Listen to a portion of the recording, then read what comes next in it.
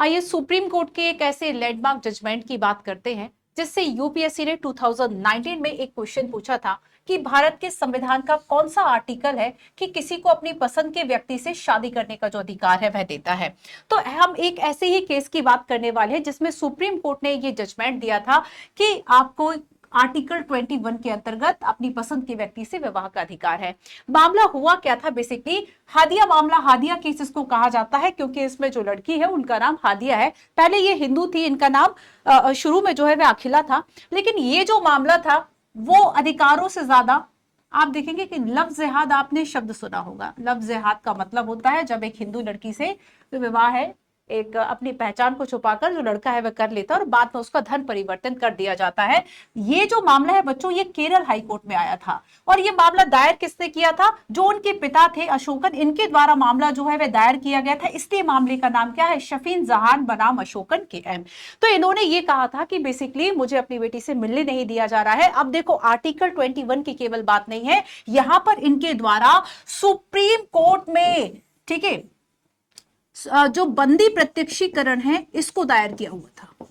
बंदी प्रत्यक्षीकरण मतलब article 32, article 32 जिसके अंतर्गत क्या होता है कि जो भी व्यक्ति है उसको सामने पेश किया जाता है।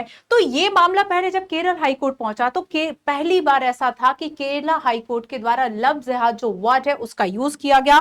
मैं आपको बता दूं कि 2009 में सबसे पहले इस शब्द का जो प्रयोग है वह किया गया था। संवैधानिक शब्दावली में इस शब्द का कोई अर्थ नहीं मिलता। ठीक है, एक हिंदुत्ववादी विचारधारा की हम बात करेंगे इसमें। अब देखो केरला हाई कोर्ट ने क्या कहा था कि बेसिकली जो केस इन्होंने लगाया था उनके फादर ने, उसके द्वारा केरला हाई कोर्ट ने कहा कि अगर केरल में इतने ज्यादा जो मामले हैं वह धर्म परिवर्तन के बढ़ रहे हैं कि लगभग 4,000 5,000 ऐसे मामले आ गए, तब हम ऐसे में क्या करते हैं, इस जो ये विवाह हुआ था उसको हम अवैध घोषित कर देते हैं। ठीक है, अब लेकिन देखो कि इनके जो हस्बैंड थे उनके द्वारा सुप्रीम कोर्ट में रिट दायर की गई।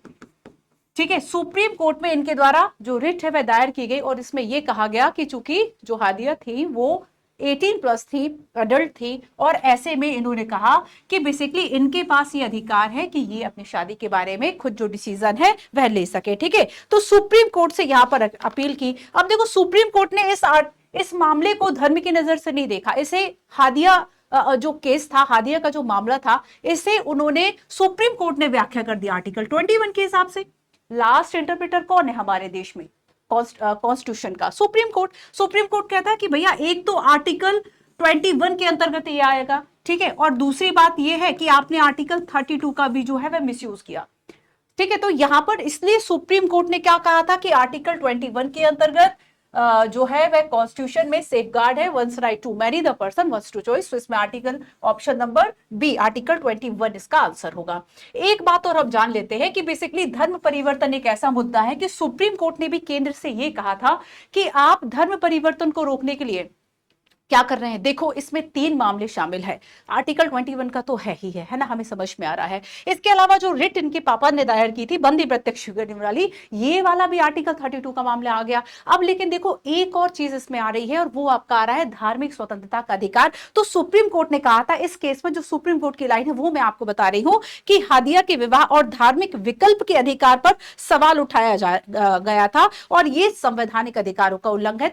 तो यहां पर सुप्रीम कोर्ट ने संविधान की निगाहों से इस केस को देखा था। फिलहाल मैं आपको बता दूं कि जबरन धर्म परिवर्तन भय या लालच के कारण नहीं कराया जा सकता, इसको एक अपराध की दृष्टि से देखा जाता है। और अगर हम ये देखें कि क्या किन राज्यों ने कानून बनाए हुए हैं ताकि धर्म परिवर्तन को रोका जा सके। अच्छा, आपको एक मूवी याद होगी, केरला करके एक मूवी आई हुई थी जिसमें इस मुद्दे को बहुत ज्यादा उठाया गया था। तो देखो जैसे कि गुजरात ने भी रिलीजन एक्ट 2003 में लेकर आए थे, ठीक है, जिसमें कि 3 साल की कैद और कुछ जुर्माने की बात की थी अगर आपने किसी का धर्म परिवर्तन करा गया। वैसे हमारा देश धर्मनिरपेक्ष है, सेकुलर है। आप किसी धर्म को मानने और किसी धर्म को ना मानने के लिए उतने ही स्वतंत्र है। सभी को यहाँ पर समानता है, सभी धर्मों की समानता है। लेकिन यहाँ पर जब ऐसा लगता है कि धर्म मतलब टारगेट किया जा रहा है। आप अपने धर्म के प्रचार करने के लिए, प्रसार करने के लिए, आचरण करने के लिए स्वतंत्र है, लेकिन किसी का धर्म परिवर्तन जबरन या लालच के द्वारा नहीं करा सकते। इसमें जो सेकुलर कंट्री है वो इस चीज को नहीं देखता। ठीक है, अब देखो जैसे कि झारखंड भी इसके लिए एक्ट लेकर आता है 2017 में, ओडिशा ने भी इसके लिए एक्ट लेकर आया। ठीक है, राजस्थान ने भी राजस्थान धर्म स्वातंत्र एक्ट 2006 में लेकर आया, जिसमें कि 5 साल की सजा की बात की गई थी अगर आप जबरन धर्म परिवर्तन जो है वह कराते हैं। उत्तराखंड में आया। ठीक है, अरुणाचल प्रदेश, हिमाचल प्रदेश, छत्तीसगढ़ और भी आप देखेंगे कि अभी यूपी एमपी ने भी कुछ इस तरह से जो धर्म परिवर्तन, जबरन धर्मांतरण हो रहा है उसको रोकने के लिए कई कदम उठाए। तो इंडिया सेकुलर कंट्री है, सभी धर्मों की समानता की बात करता है। जब हम हमारे फंडामेंटल राइट्स की बात करेंगे कि हमें जो 6 फंडामेंटल राइट्स दिए गए हैं उसमें धार्मिक स्वतंत्रता का अधिकार है, और एक व्यक्ति जितना अपने धर्म को मानने के लिए स्वतंत्र है उतना ही अब किसी धर्म को ना मानने के लिए भी स्वतंत्र है। आपकी इस बारे में क्या राय है, कमेंट करके जरूर बताएं।